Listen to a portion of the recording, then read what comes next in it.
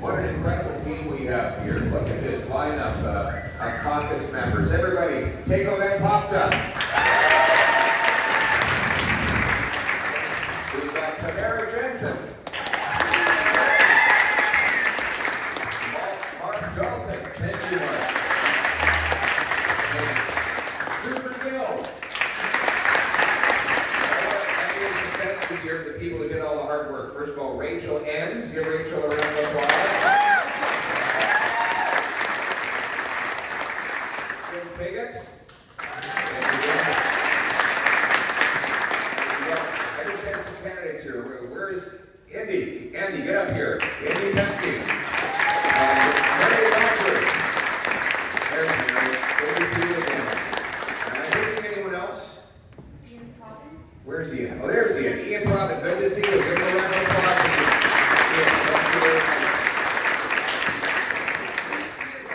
Reese is here. Oh, Reese is here. Good to see you, Reese. Give him a round of applause.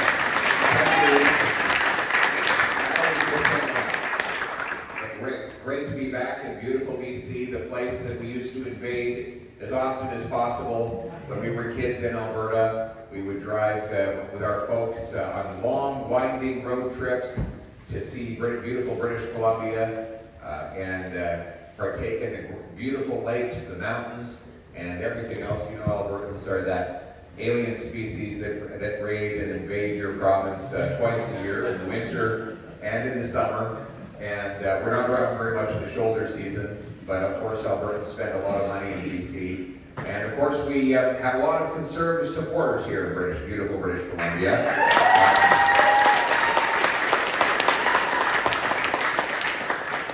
Suitman is a young guy, 25 years old. 26 now. Oh, you're getting much older now. Good. He's almost middle age. And he was putting that youth to work, campaigning extra hard in the last election when he was first nominated. He said, the first thing I have to do is go and visit our seniors, because they built this country. And so he went to a senior's home, and he walked up to a lady, and he said, do you know who I am? And she said, no, but if you ask the nurse, she'll tell you who you are. And then it was up to the doors, and no one would knock on more doors than Suitman. Right?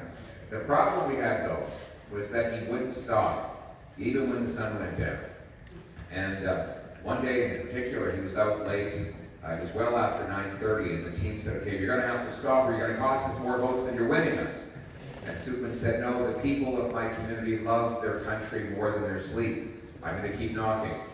So finally, it was 10 o'clock at night. He got to the end of the street, and there was a house with all the lights out. And his team said, Suitman, don't do it. You're going to get into some more trouble here. He went ahead and did it, because he said, if I don't knock on this door, and I lose by just one vote, I'll never forgive myself. So he knocked the door, and all of a sudden, baby's crying. And a very angry mother came to the door and said to Suitman, you just woke up my 1-year-old twins. And my husband, who is a Russian weightlifter, is going to come down and have a word with you. No. And Suitman said, that won't be necessary. Just tell them that the local Liberal candidate dropped by.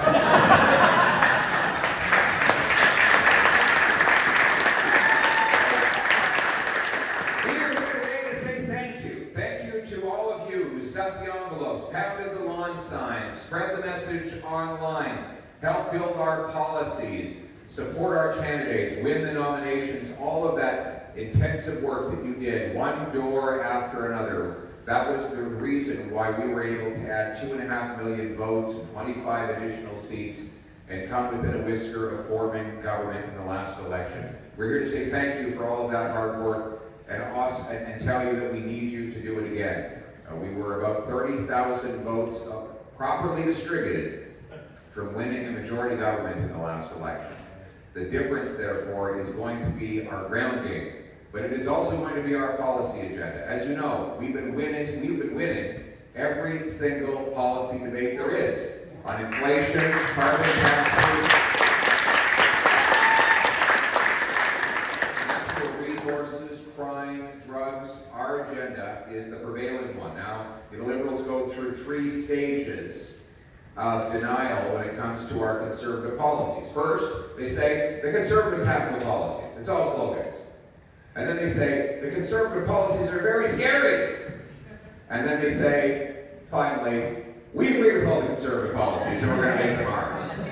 And they plagiarize them. Now, they only plagiarize them in words, not in deeds. They don't actually implement them. I mean, look at the half-hearted approach. They got rid of the visible part of the carbon tax, but then they're raising the less visible but even more damaging parts of the tax.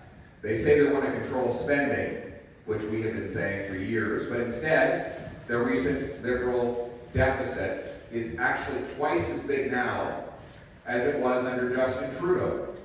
They say, oh, we're going to get big things built. And then they keep in place all of the same bureaucratic and taxation obstacles that prevent Canadians from building anything. They say they want to double home building, which has been blocked by having too much bureaucracy. And their solution to that is to bring in even more bureaucracy with yet another government agency in the mix. So, and then on crime, they claim to agree with us on the need to repeal liberal bail and crack down on drugs, but then again, they come forward with weak, watered down, non-solutions to the problems that they actually cause, which proves, again, that the only way a conservative policy agenda will actually be implemented is by having a new conservative majority government.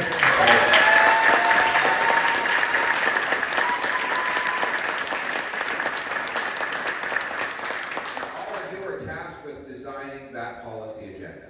You will come today and be voting on a number of different motions and resolutions that will help craft the constitutional architecture of our party.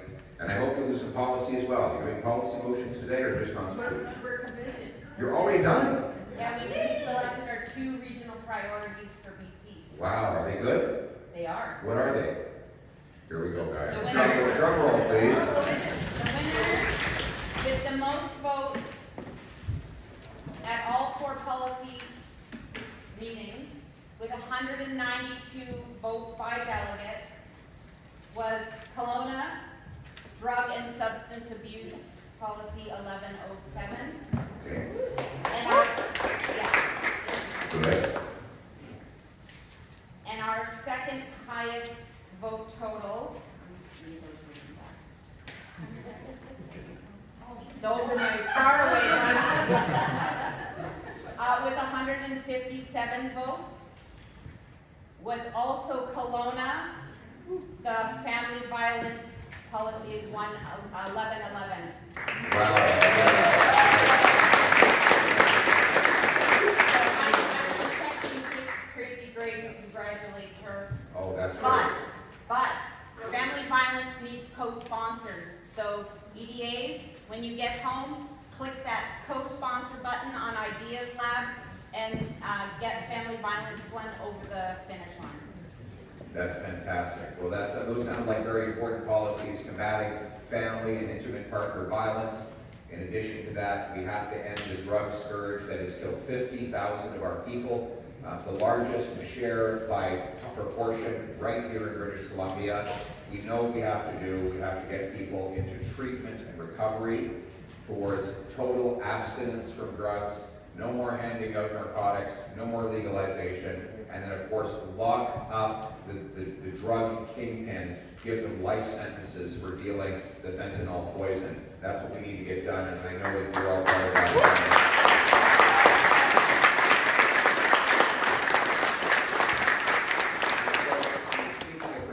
Saving lives. We have Tamara Jensen here, who's got an incredible bill on protecting Canadians against medical assistance in dying for mental illness.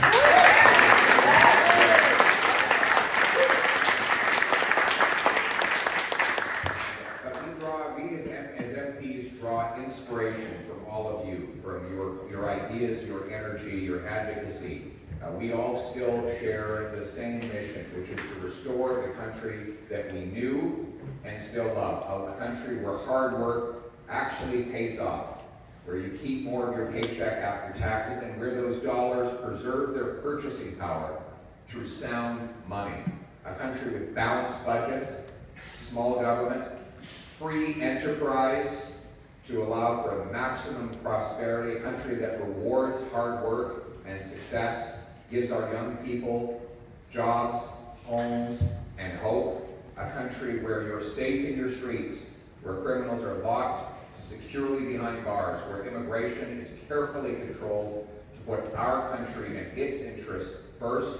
A nation with a strong military that protects our nation, our country, a military that is well equipped, well recruited for, and of course driven by a warrior culture and not a woke culture.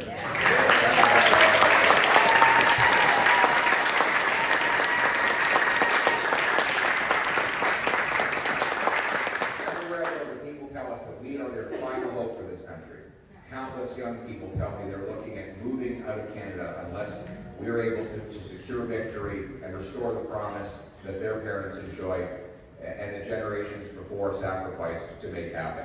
So that is what is at stake. All of us need to be more united, more focused than ever before, to develop a platform on which we will be proud to run, to deliver that platform to millions of doors, to spread our message online over and over again, to identify the voters, get them out to drop their ballots in that box, and exercise their sacred duty to vote. That's what we're in this for, to restore the country we knew and love, for our future, for our families, for our nation. Thank you very much. God bless Canada.